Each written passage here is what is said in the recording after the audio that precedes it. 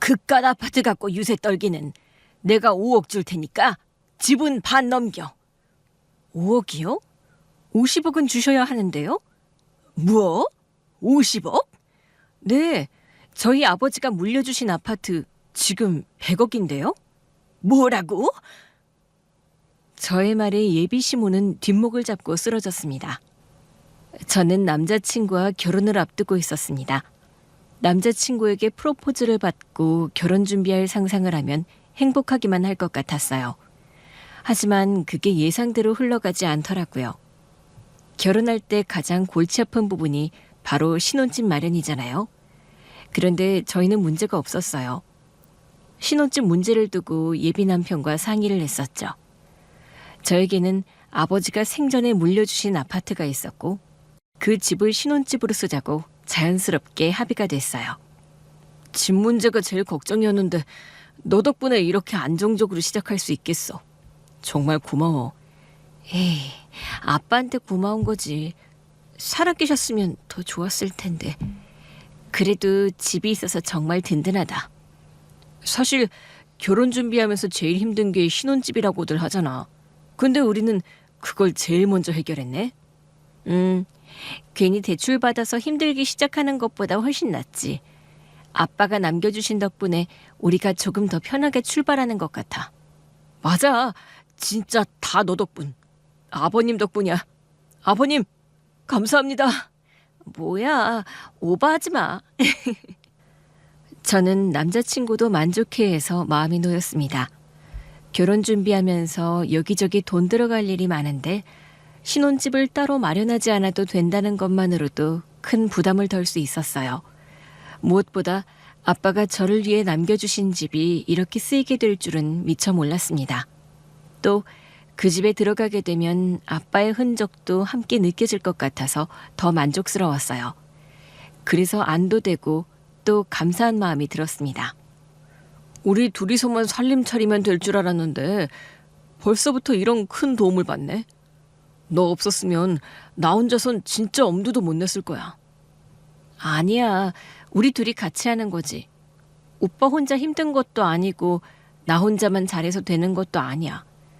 그래도 아빠가 이렇게 남겨주셔서 다른 사람들보다 더 없어 나갈 수 있어서 마음이 여유로운 것 같아.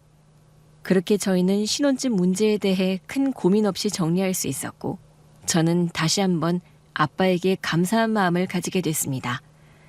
돌아가신 뒤에도 저를 지켜주시는 것 같았고 그게 또다시 제겐 힘이 됐어요. 하지만 예상치 못한 곳에서 문제가 터졌죠. 아빠에게 물려받은 아파트를 신혼집으로 하겠다고 하자 예비 시모는 왠지 달가워하지 않았습니다. 저는 처음엔 그저 무심한 반응이라고 생각했지만 시간이 지날수록 시모는 저를 대하는 태도가 미묘하게 달라졌어요. 너희 신혼집은 어떻게 한다고 했었지? 저희 아버지가 남겨주신 아파트에 들어가기로 했어요. 오빠랑 다 상의했어요. 그래? 그런데 그런 건 우리 쪽이 더 먼저 얘기를 했어야지. 결혼이라는 게 니들끼리만 하는 게 아니잖니? 저는 순간 왜 그런 말을 하는지 이해가 되지 않았습니다. 제 아버지가 남겨주신 집인데 왜 시댁과 상의해야 하는 건지 도무지 납득이 가지 않았죠. 오빠랑 둘이서 합의한 거예요. 저희 아버지가 남겨주신 집인데 따로 얘기 드려야 할 이유가 있을까요? 네가 뭘 알아서 그런 말을 해.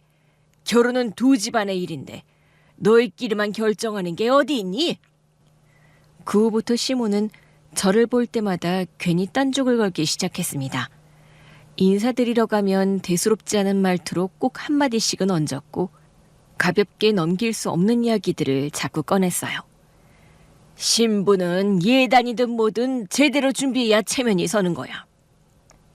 아직 구체적으로 정한 건 없지만 요즘은 간소하게 하는 경우도 많다고 들었어요. 너희만 그렇게 한다고 되는 게 아니야. 어른들이 보시는 것도 생각을 해야지. 저는 그럴 때마다 답답했습니다. 집 문제에서 시작된 불편한 기류가 점점 다른 문제로 번져가는 느낌이었거든요. 신혼집을 제 쪽에서 마련한 게 못마땅한 건지 아니면 저를 대하는 태도 자체가 원래 그런 건지 알 수 없었지만 확실한 건 시모의 간섭이 날이 갈수록 심해지고 있다는 사실이었습니다.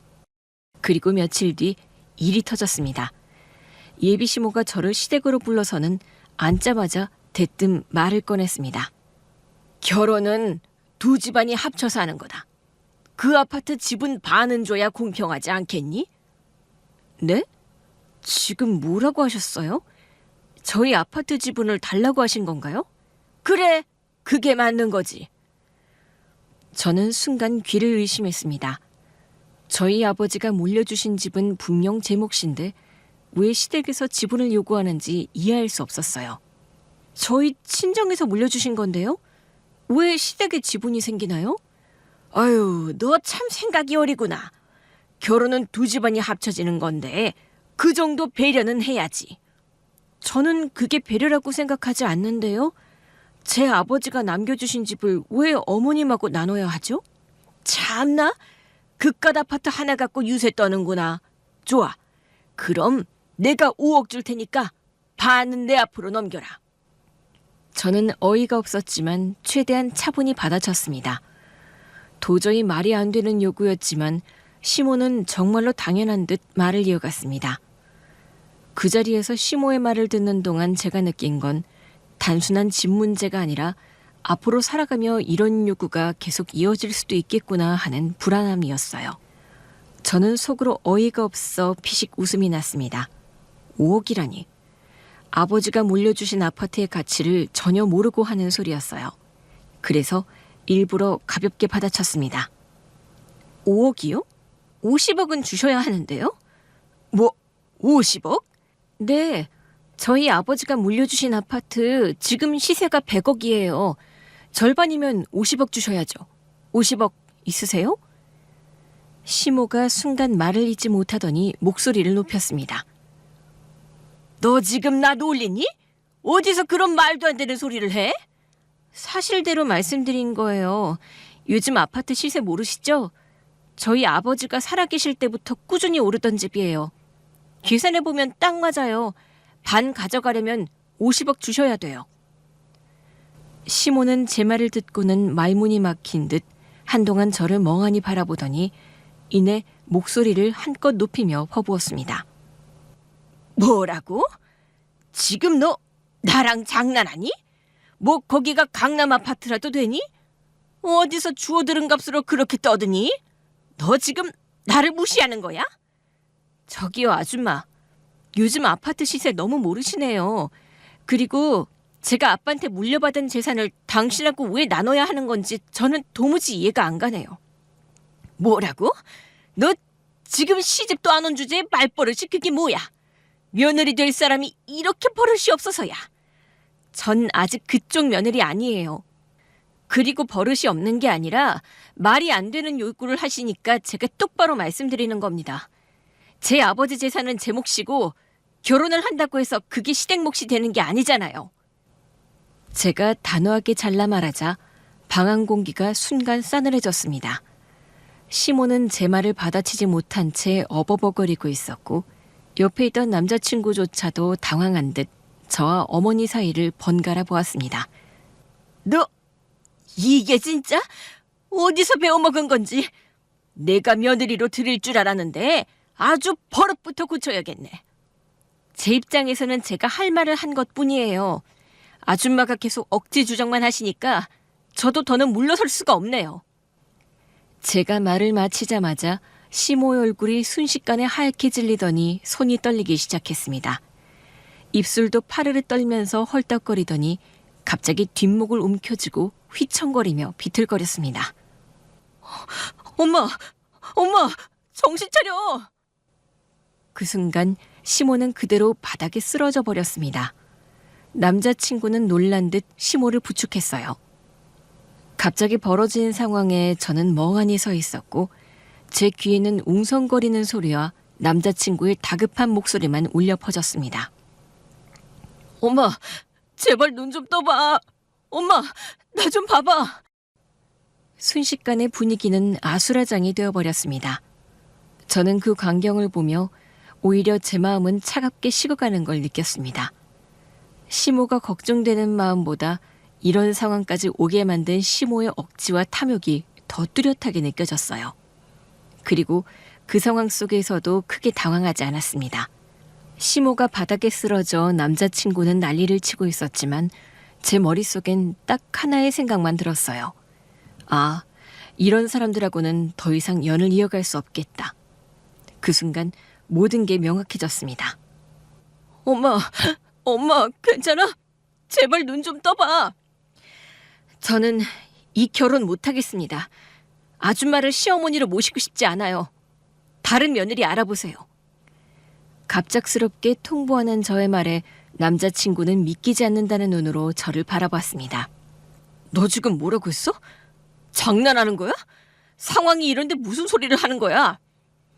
저는 더 이상 흔들리지 않아요. 오늘로 확실히 알았어요.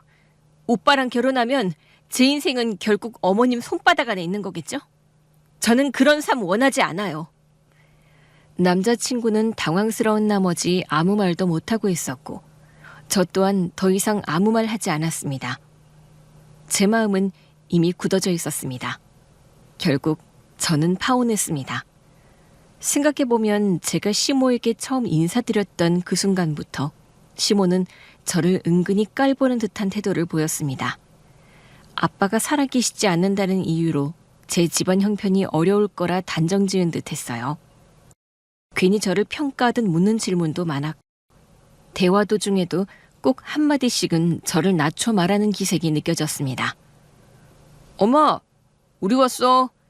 안녕하세요, 어머님. 이 친구가 바로 내가 말했던 여자친구야. 그래, 어서 와라.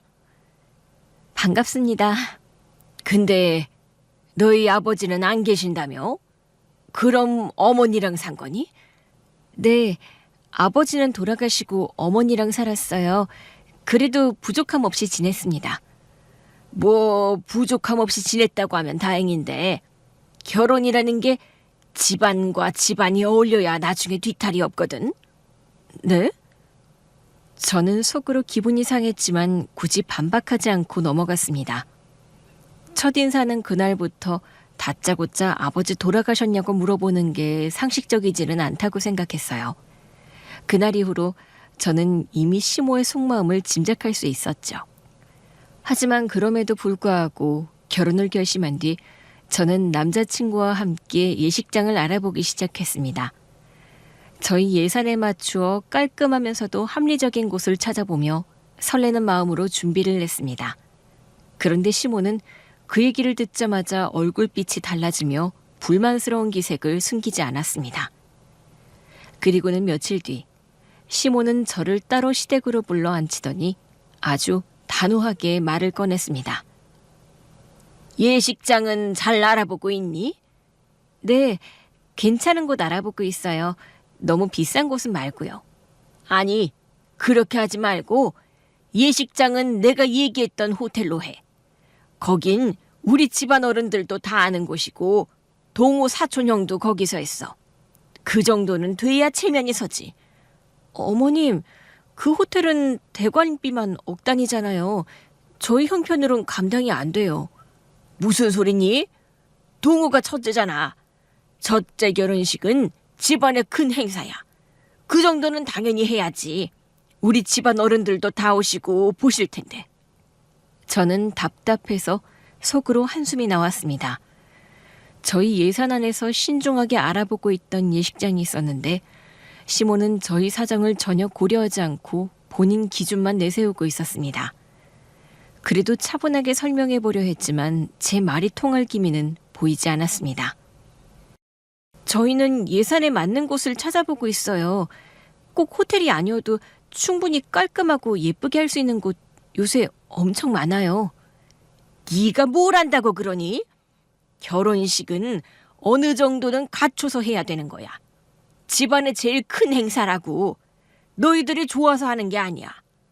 두 집안이 다 모이는 자리라니까. 그러니 괜히 고집 부리지 말고 내가 얘기한 호텔로 알아봐. 그 말에 저는 결국 참지 못하고 단호하게 잘라 말했습니다. 그렇게 체면 차리고 싶으시면 어머님께서 호텔 대관비를 내시면 됩니다. 내주실래요? 순간 집안 공기가 싸늘하게 식었습니다. 시몬은 저를 똑바로 노려보며 말문을 닫았고 저 역시 더 이상 물러서지 않았습니다. 그날 저는 확실히 알 수 있었습니다. 앞으로 결혼 준비 과정에서 시모와 부딪히는 일이 한두 번이 아니겠구나 하는 생각이 들었습니다. 하지만 그날 대화는 거기서 끝난 줄 알았습니다.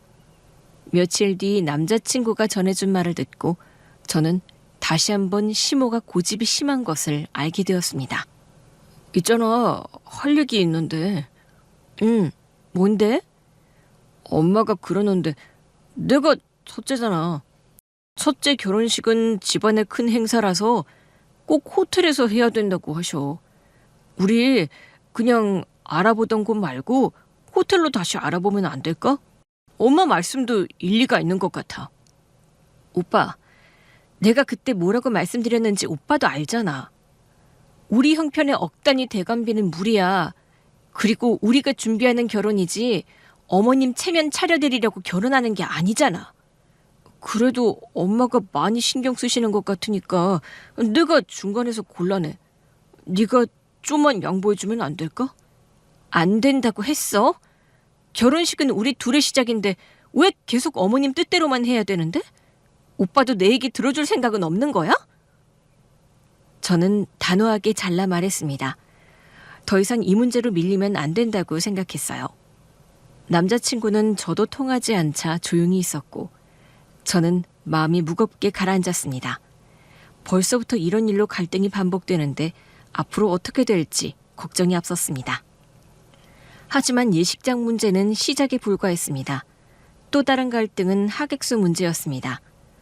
저는 남자친구와 상의해서 우리의 형편에 맞게 적정 인원을 계산해 두었는데 시모는 전혀 들으려 하지 않았습니다. 우리 집안만 해도 300명은 기본으로 올 거야. 그러니까 예식장은 크게 잡아야 돼. 어머님, 저희가 준비할 수 있는 범위가 있어요. 가까운 친척과 지인 위주로 하면 충분합니다. 무슨 소리니? 내가 모시는 회장님도 꼭 와야 하고 우리 교회 식구들만 해도 숫자가 얼마인지 아니? 그분들 다 우리 집안이랑 인연이 있는 분들이야. 초대 안 하면 뒤에서 흉본다. 어머님, 그분들이 오실지 안 오실지도 모르는 상황인데 그렇게 미리 명단에 넣으면 저희 부담이 너무 커져요. 식대도 배로 들고 예식장도 더 넓은 곳으로 해야 되잖아요. 결혼식은 원래 크게 하는 거야. 사람은 많으면 많을수록 좋은 거고. 그래야 집안 체면도 서는 거야. 너희가 뭐가 아쉬워서 손님 수를 줄이니? 저는 속이 터질 것 같았습니다.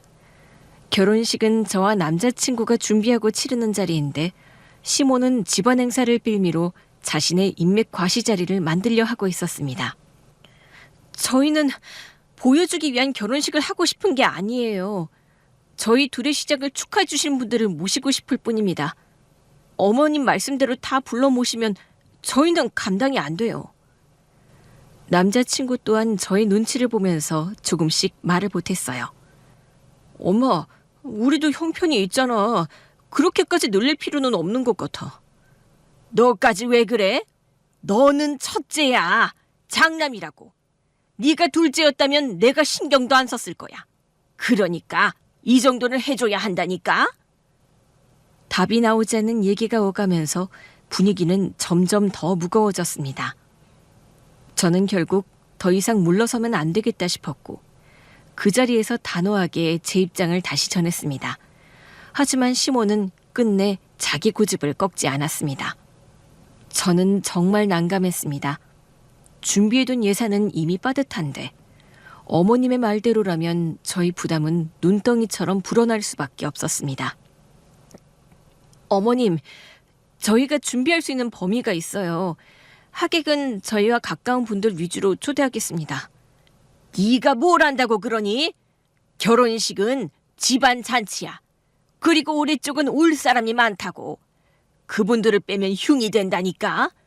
그래도 오실지 안 오실지도 모르는 분들까지 다 포함하면 저희가 감당을 못해요.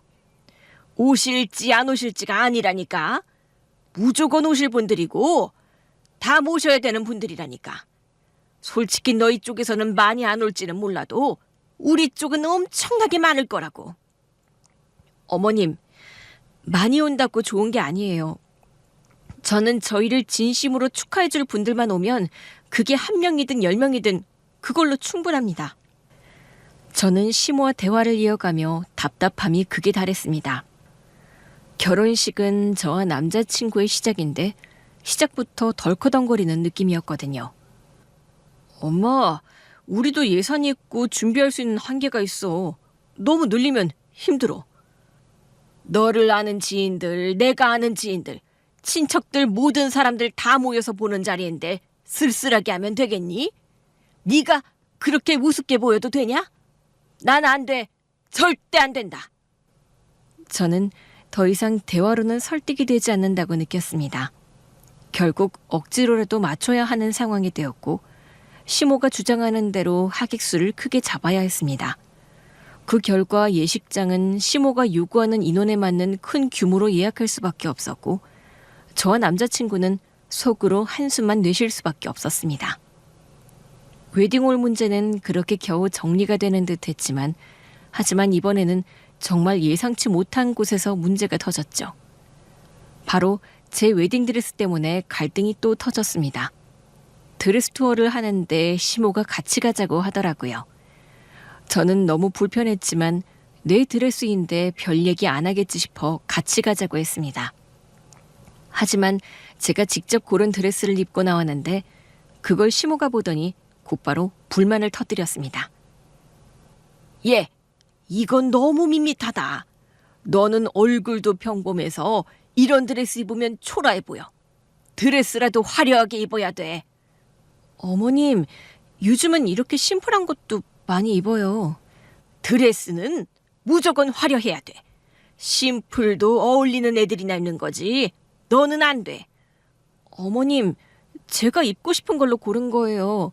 제 결혼식인데 제 선택을 존중해 주셔야죠. 결혼식은 신부가 주인공이야. 근데 이렇게 초라해 보이면 되겠니?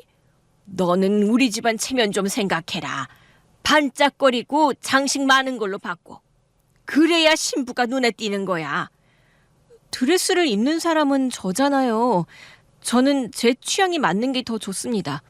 화려한 것보다 깔끔하고 단정한 게 저랑 어울려요. 아니, 네가 뭘 안다고 자꾸 고집을 부리니? 우리 집안은 늘 격이 있게 해왔어. 이번에도 그렇게 해야 하는 거야. 저는 속으로 한숨이 절로 나왔습니다. 웨딩홀 문제로 이미 충분히 부딪혔는데 이번에는 드레스까지 간섭하니 도저히 납득이 되지 않았습니다. 어머님, 한 번뿐인 제 결혼식이에요. 여기서 제가 원하는 드레스도 못 입나요? 엄마, 그냥 드레스는 원하는 걸로 입게 하자. 본인이 행복해야 하는 자리잖아. 어머, 너는 벌써부터 네 안에 편드는 거야? 너가 봐도 저게 화려해 보이니? 신부가 결국 우리 집안의 얼굴인데 저렇게 밋밋해서야 체면이 서겠어? 죄송하지만 저는 이걸로 할 거예요. 저희 한 번뿐인 결혼식이에요. 제가 입고 싶은 드레스를 입겠습니다. 와, 제 고집 진짜 세네. 그 자리에서 분위기는 또다시 싸늘해졌고 저는 더 이상 물러설 수 없다는 생각이 들었습니다. 제 결혼식인데 제 드레스조차 고르지 못한다면 그건 결혼 준비가 아니라 시모 뜻대로 꾸려지는 행사일 뿐이라는 생각이 강하게 들었기 때문입니다. 그리고 저는 이제부터 시모가 원하는 걸 하나도 들어주지 않을 거라고 다짐했습니다. 그렇게 며칠은 잠잠하게 지나가는 듯 했습니다. 남자친구와 저는 이제 신혼여행을 놓고 의논을 했었죠. 저는 남자친구와 직장 사정과 예산을 고려해 짧게 동남아 여행을 다녀오기로 했습니다. 둘이 함께할 시간만이라도 충분히 의미 있다고 생각했기 때문에 설레는 마음으로 여행지를 고르고 있었죠. 그런데 그 이야기를 들은 어머님은 곧바로 비웃듯 말을 꺼내셨습니다. 결국 신혼여행 문제에서도 어머님과 또 부딪히게 됐습니다. 신혼여행은 무조건 유럽 2주 코스로 가야지. 동호도 이런 기회에 유럽 경험 좀 해봐야지. 그 정도는 돼야 신혼여행이라고 할 수 있는 거야. 어머님, 유럽 이주면 경비가 얼마나 드는지 아세요? 저희가 감당하기엔 무리인데 혹시 보태주실 거예요? 어머, 얘 말하는 것 좀 봐. 너희가 놀러 가는 건데 벌써부터 돈 달라고 하는 거니? 저는 속으로 너무 황당했습니다. 제가 요구한 것도 아니고 현실적인 상황을 말씀드린 것뿐인데 돈을 달라는 식으로 몰아붙이니 더 이상 대화가 의미가 없다고 느껴졌습니다. 저희는 현실적으로 가능한 범위에서 다녀오려는 거예요. 신혼여행이 중요한 건 서로 함께하는 시간이지 어디를 가느냐가 아니잖아요. 엄마, 그냥 우리가 알아서 정할게. 회사 연차도 길게 못 내는데 무리하면 안 되지. 결혼식도 흉보이면 안 되고 신혼여행도 그래. 친척들이 뭐라고 생각하겠니? 다 유럽 갔다 왔는데 너희만 동남아 갔다 왔다고 하면 뒤에서 흉본다. 저는 한숨이 절로 나왔습니다. 신혼여행마저도 남들 눈에 어떻게 보일지만 따지는 시모의 태도에 지쳤고 결국 제 입으로 단호히 말씀드릴 수밖에 없었습니다. 죄송하지만 저희가 벌어서 가는 여행이고 저희 일정에 맞게 다녀올 겁니다. 남들 시선보다 저희가 편하고 즐거운 게 더 중요해요. 그리고 저희 신혼여행 경비 어머님께서 보태주실 거 아니잖아요. 저의 말에 시모는 씩씩거리며 더 이상 말을 못하더라고요. 그러니까 아무 말씀하지 마세요. 저희는 동남아로 갈 거예요. 어차피 연체도 오래 못 쓰고 중요한 건 저희 둘이 함께하는 시간이지 남들에게 자랑하려고 가는 게 아니에요. 그 순간 공기가 싸늘해졌습니다. 하지만 또다시 시모는 물러서지 않았습니다. 결혼식도 너희는 호텔에서 안 하지. 웨딩드레스도 심플하게 했지. 너희가 하는 게 뭐가 있니? 그러다 결혼식에서 너희들 다 흉봐. 다 너희를 위해서 이런 말 하는 거지. 어머님, 저는 남 신경 안 써요. 제가 생각하는 결혼식은 그런 게 아니라고 생각합니다. 무리하지 않는 선에서 저희 형편에 맞게 준비하고 싶습니다. 형편은 무슨 형편이야? 결혼은 체면이야. 체면이 서야 다른 사람들한테도 인정받는 거지. 남들이 다 아는 걸 못하면 체면이 말이 아니잖아. 저는 한숨이 절로 나왔습니다. 우리의 신혼여행이 누군가의 뒷담화거리가 될 수 있다는 발상 자체가 이해되지 않았습니다. 남들이 뭐라 하든 저희는 저희 방식대로 할 겁니다. 엄마, 제발. 이제 우리가 알아서 할게. 신혼여행은 우리 둘이 다녀오는 건데 왜 친척들이 뭐라는 걸 신경 쓰는 거야? 시모는 여전히 최고로 좋은 걸 해서 내세우고 싶어 했고 저는 그 집착이 더 이상 이해되지 않았습니다. 그 자리는 결국 말싸움만 남기고 어색하게 흘러갔습니다. 저는 끝으로 단호하게 얘기했습니다. 어머님, 죄송하지만 더 이상 신경 쓰지 말아주세요. 부탁드려요. 저의 단호한 태도에 시모는 눈이 찢어질 정도로 저를 노려봤어요. 그렇게 신혼여행 문제는 해결이 된 줄 알고 저는 비행기 표를 예약하기 위해 가격 비교를 하고 있었습니다. 하지만 그때 남자친구에게서 전화가 왔고 그 사람이 하는 말에 저는 크게 실망하게 된 거죠. 우리 그냥 엄마 원하는 대로 유럽 갔다 올까? 아니, 엄마가 우리 신경 써서 얘기하는 거니까 이왕이면 또 유럽이 낫기도 하고. 뭐라고? 오빠 진심으로 하는 말이야? 우리가 예산 맞춰서 동남아로 정한 건데 이제 와서 엄마가 좋다니까 그냥 바꾸자고? 그냥 엄마 마음도 좀 편하게 해드리자는 거지. 결혼식 준비도 그렇고 신혼여행도 그렇고 다 엄마가 신경 써서 얘기하는 거잖아. 챙겨준다니? 뭘 챙겨주셨는데? 오빠, 지금 그게 챙겨주는 거라고 생각해? 나는 그냥 우리가 끌려다니는 거라고 느껴. 결혼식도 여행도 다 우리 둘이 결정해야 되는 거 아니야? 그래도 엄마가 그렇게 강하게 말씀하시는데 마냥 무시할 순 없잖아. 오빠, 지금 중요한 건 우리잖아. 결혼해서 살 건 우리 둘이지. 어머님이랑 사는 게 아니잖아. 그런데도 자꾸 어머님 의견에 끌려가면 나는 어떻게 해야 돼? 그 말을 듣는 순간 이 결혼이 정말 저와 남자친구의 선택인지 아니면 시모의 뜻대로 끌려가는 건지 혼란스러워졌습니다. 저는 하나하나 따지고 드는 시모의 간섭 때문에 점점 더 지쳐갔습니다. 하지만 사건은 거기서 끝나지 않았습니다. 신혼여행 문제로 큰 갈등을 겪은 지 며칠 지나지 않아 이번에는 예단 문제가 불거졌습니다. 남자친구와 같이 저녁을 먹고 있는데 갑자기 저를 조심스럽게 보며 머뭇거리다가 말을 꺼내더라고요. 엄마가 예단을 물어보던데 어떻게 해야 되지? 요즘은 예단 많이 생략하는 추세래. 어머님께 잘 말씀드려봐. 여기저기 들어가는 것도 많은데 꼭 필요한 거 아니면 축소하는 게 낫지. 그렇긴 한데 엄마가 괜히 기분 상하시면 어떡하지? 오빠가 잘 말씀드리면 돼. 요즘 다 그렇게 한다고 얘기해. 괜히 형식만 지키느라 무리하지 말자. 저는 최대한 차분히 설명했습니다. 서로 부담을 줄이고 현실적으로 준비하는 게 맞다고 생각했기 때문입니다. 남자친구도 고개를 끄덕이며 제 말을 이해하는 듯 보였고 저는 며칠 동안 아무 말이 없는 걸 보며 잘 정리된 줄 알았습니다. 그러나 정리된 것이 아니었어요. 어느 날 오후 갑자기 시모에게서 전화가 걸려왔습니다.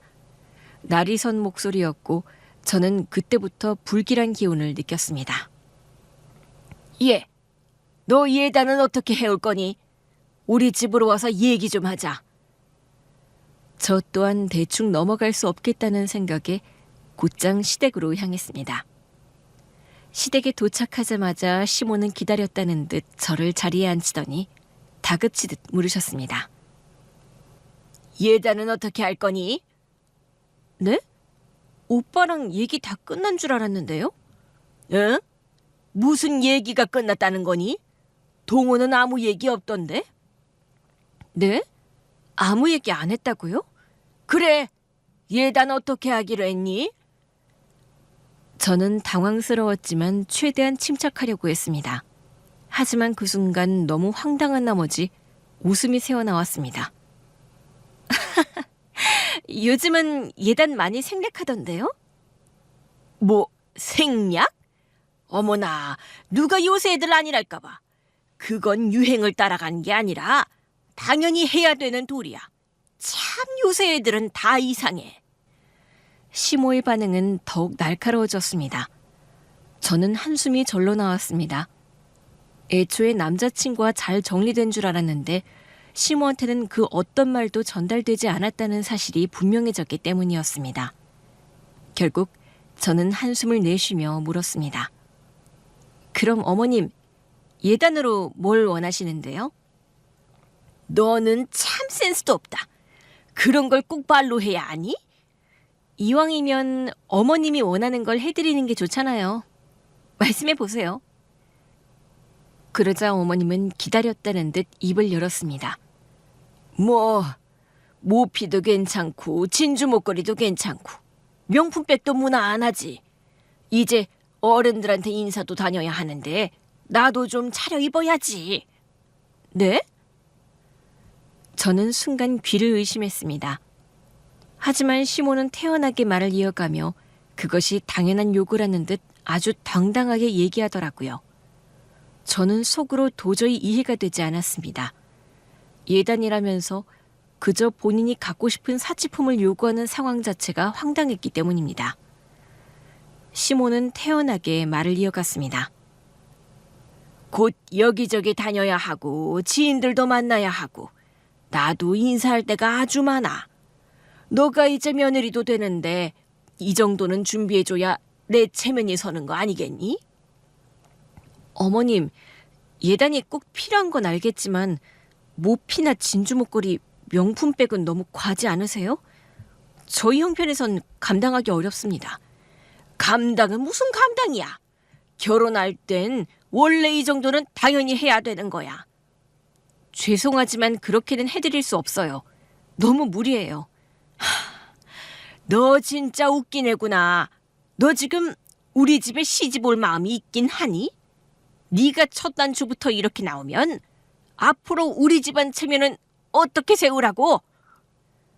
전 억울하고 답답했지만 최대한 차분히 목소리를 눌렀습니다. 저도 최소한의 도리와 예의를 지키고 싶어요. 하지만 그걸 빌미로 저희 사정을 무시하시면 곤란합니다. 어머님께 진심으로 잘하고 싶은 마음은 크지만 못 피면 명품백은 저희가 준비할 수 있는 범위를 훌쩍 넘어섭니다. 에휴, 말세다 말세야. 요즘 애들이 다 이렇다니까. 자기 살림만 생각하고 어른들 생각은 하나도 안 해. 너 같은 생각을 가진 애가 우리 집 첫째 며느리가 된다니. 벌써부터 걱정이 태산이다.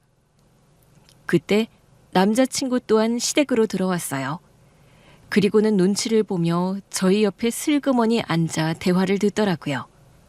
이제 저는 남자친구까지 덩달아 보고 싶지 않아졌어요. 시모와의 대화는 마치 벽에 대고 말하는 듯했고 아무리 설명해도 시모의 기준에서는 도리도 배려도 전혀 통하지 않는 듯 보였습니다.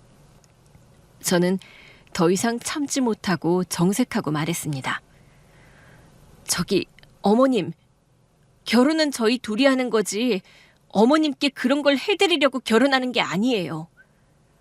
어머님은 황당하다는 듯 눈을 치켜뜨며 되물었습니다. 뭐라고? 네가 지금 나를 어떻게 보는 거니? 내가 너한테 뭘 그리 크게 바랐다고 이런 말을 해? 어머님, 저도 최대한 예의를 지키려고 했습니다. 그런데 어머님 말씀을 듣다 보니 도저히 받아들일 수 없는 부분이 많아서요. 그리고 솔직히 신혼집도 제가 다 마련했잖아요. 순간 시모는 코웃음을 치며 저를 향해 비웃었습니다.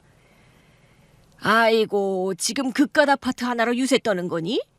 그게 뭐 대단하다고. 요즘 세상에 집 한 채 있다고 잘난 체 하는 거 정말 꼴불견이야.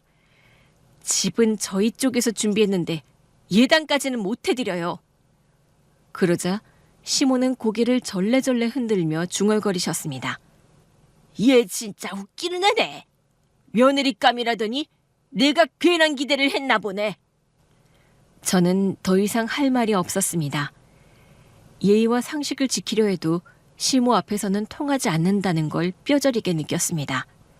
그리고 이어진 시모의 말은 더 노골적이었어요. 결혼은 두 집안이 합쳐서 하는 거야. 그러니까 그 아파트 지분 반은 줘야 공평하지 않겠니? 예? 저희 친정에서 물려주신 건데요? 왜 시댁에 지분이 생기나요? 제가 황당하다는 듯 물었지만 시모는 오히려 비웃음을 섞어 대답했습니다. 참나, 그래? 그럼 내가 5억 줄 테니까 반은 내 앞으로 넘겨라. 5억이요? 저기요, 50억은 주셔야 하는데요? 저는 피식 웃음이 나와 일부러 가볍게 받아쳤습니다. 그러자 어머님은 벌떡 일어나며 목소리를 높이셨습니다. 뭐? 50억? 지금 너 나랑 장난하니? 어디서 그런 소리를 배워와서 떠드는 거야? 네, 저희 아버지가 물려주신 아파트 지금 시세가 100억이에요.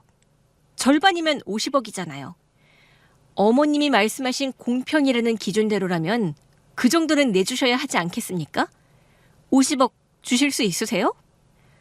저는 최대한 침착하게 시모의 말을 받아치며 말했습니다. 시모는 믿을 수 없다는 듯 얼굴을 하얗게 찔리며 손을 떨었습니다. 뭐라고? 네가 지금 나를 능멸하니? 능멸이라뇨. 공평하게 거래하는 게 맞는 거죠. 어머님이 지분을 원하시면 그만큼 주셔야 하는 거 아니겠어요? 뭐? 나는 원래 예단만 원했던 거야. 그렇게 예단을 원하시면 이걸 준비해 주세요. 저는 핸드백에서 미리 준비해둔 서류 봉투를 꺼내 테이블 위에 펼쳤습니다. 그건 바로 혼수 리스트였습니다. 제가 신혼집을 마련하니까 어머님께서는 저희 집에 들어갈 가구랑 가전은 준비해 주시면 돼요. 이 리스트 참고해 주세요. 뭐라고? 너 지금 이게 다 뭐니? 고급 수입 침대? 80인치 TV? 식기세척기? 너 미쳤니? 며느리 될 내가 지금 시댁을 상대로 계산서라도 끊는 거야? 미친 게 아니고 어머님이 원하신 대로 공평하게 그리고 최고급으로만 정리한 겁니다. 제가 아버지께 물려받은 집은 현재 시세 100억짜리 아파트예요. 그 집을 저는 신혼집으로 사용하려고 하는데 어머님께서 가만히 계시는 게 공평하지 않잖아요. 어머님이 말씀하신 공평함을 기준으로 하면 이게 맞지 않나요? 너 지금 어른 앞에서 흥정이라도 하겠다는 거야? 흥정이 아니라 이게 현실이에요.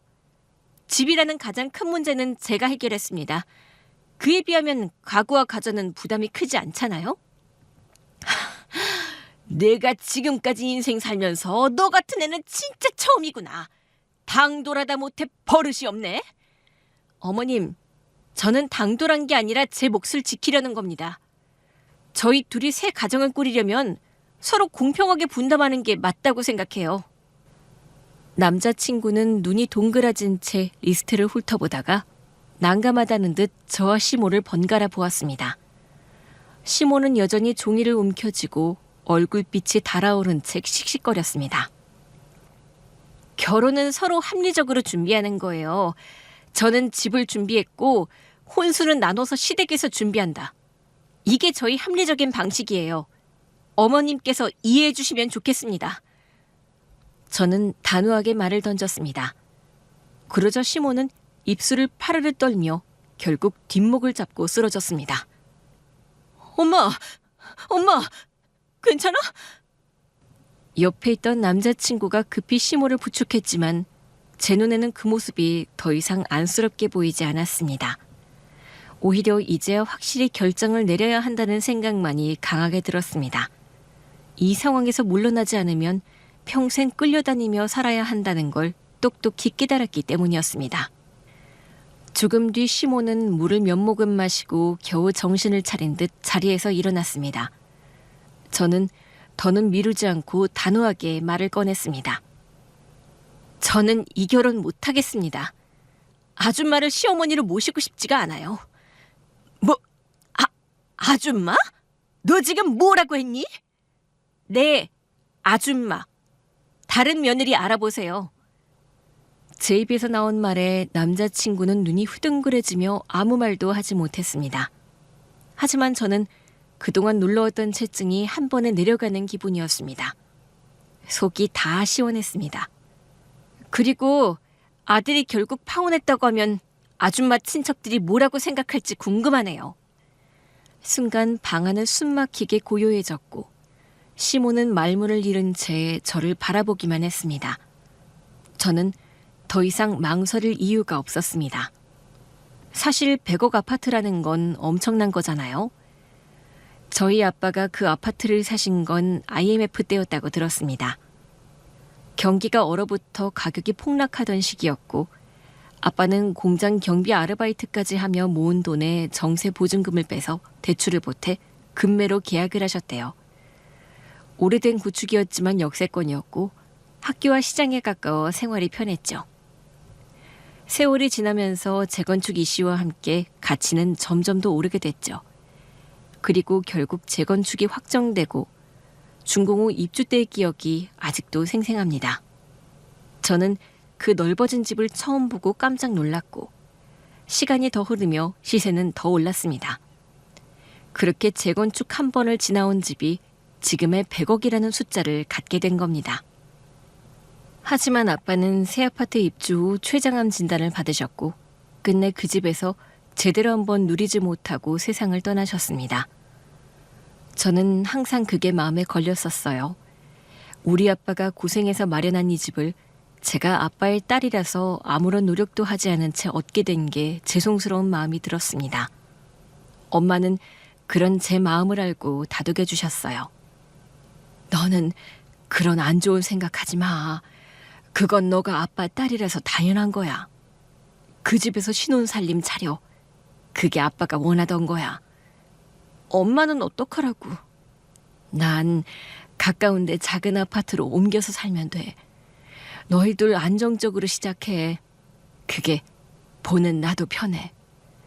그렇게 엄마는 실제로 옆 동네 작은 아파트로 옮기셨고 본인은 크게 불편하지 않다고 하셨습니다. 저는 아빠한테 물려받은 이 집이 단순한 아파트가 아니라 IMF를 버틴 시간과 재건축을 기다린 인내, 그리고 마지막까지 가족을 지키려던 아빠의 선택이 모여 만들어진 결과라는 걸 뚜렷이 깨닫고 있었죠. 그래서 누가 값으로 흥정하려 들 때도 저는 절대 흔들리지 않았습니다. 이 집은 우리 가족의 기록이고 제 삶을 제가 선택할 힘이라는 걸 잘 알고 있으니까요. 그런데 이 집을 가지고 흥정하려는 듯한 시모를 절대로 용서할 수 없었어요. 시댁에 파혼 선언을 하고 며칠이 지났어요. 어느 날 남자친구는 저를 다급하게 찾아왔습니다. 제가 저희 집 현관문을 열자마자 숨을 몰아쉬며 제 앞에 무릎을 꿇었고 눈가에는 금방이라도 눈물이 떨어질 듯 글썽이고 있었습니다. 제발 다시 생각해줘. 우리 엄마가 너무 심하게 말했어. 나도 그 자리에선 뭐라고 말해야 할지 몰라서 가만히 있었던 거야. 다시는 그렇게 못하게 할게. 엄마 때문에 우리가 헤어지는 건 아니잖아. 나 잘못했어. 그러니까 기회를 한 번만 더 줘. 남자친구의 목소리는 떨리고 있었습니다. 하지만 저는 마음을 굳히고 차분히 대답했습니다. 오빠, 나는 그동안 이미 충분히 생각했어. 결혼은 우리 두 사람이 함께 행복하자고 하는 거잖아. 그런데 나는 벌써부터 오빠가 엄마 말에 끌려다니는 모습을 똑똑히 봤어. 예식장 문제도 하객 문제도 드레스나 신혼여행까지. 오빠는 늘 엄마 눈치만 보면서 내 의견은 뒷전이었어. 그게 결혼 준비 과정에서만 끝나는 게 아니라는 걸 나는 알고 있어. 우리가 결혼하면 평생 동안 그렇게 흘러가겠지? 아니야. 그건 내가 잘못한 거야. 앞으로는 달라질 거야. 네 의견 무조건 존중할게. 우리 엄마 말에도 휘둘리지 않을게. 오빠, 사람은 쉽게 변하지 않아. 나는 내가 오빠 옆에 있으면 결국 평생 시어머니의 그늘 아래서 살 거라는 게 너무 뻔히 보여. 나는 그렇게 살고 싶지 않아. 오빠가 아무리 바꿔보겠다고 해도 그 상황이 닥치면 또 엄마 쪽으로 기울 거잖아. 그게 오빠 성격이야. 남자친구는 고개를 숙이고 한참 동안 아무 말도 하지 못했습니다. 그리고는 떨리는 목소리로 겨우 말을 꺼냈습니다. 그럼 정말 우리는 끝이야? 이렇게 헤어져야 해? 난 널 놓고 싶지 않아. 저는 그제서야 마음속에 쌓였던 응어리를 풀어내며 말했습니다. 오빠, 나도 이렇게 끝내고 싶지 않았어. 하지만 내가 평생 참아야 하는 삶이라면 그건 사랑이 아니라 나를 옥죄는 굴레야. 나는 나답게 살고 싶어. 오빠도 이제는 받아들여야 해. 남자친구는 말문이 막힌 채 제 앞에서 멍하니 서 있었습니다. 저 또한 이런 식으로 남자친구와 파혼을 하게 될 줄은 몰랐어요. 하지만 결혼 준비를 하는 과정에서 저는 이미 마음을 다잡았던 것 같습니다. 이후로 들려온 소문은 제 예상에서 크게 벗어나지 않았습니다. 남자친구조차도 결국 시모의 지나친 간섭과 억지 요구에 질려버렸다고 했습니다. 동호 있잖아. 결국 그 집에서 나갔다더라? 아, 진짜?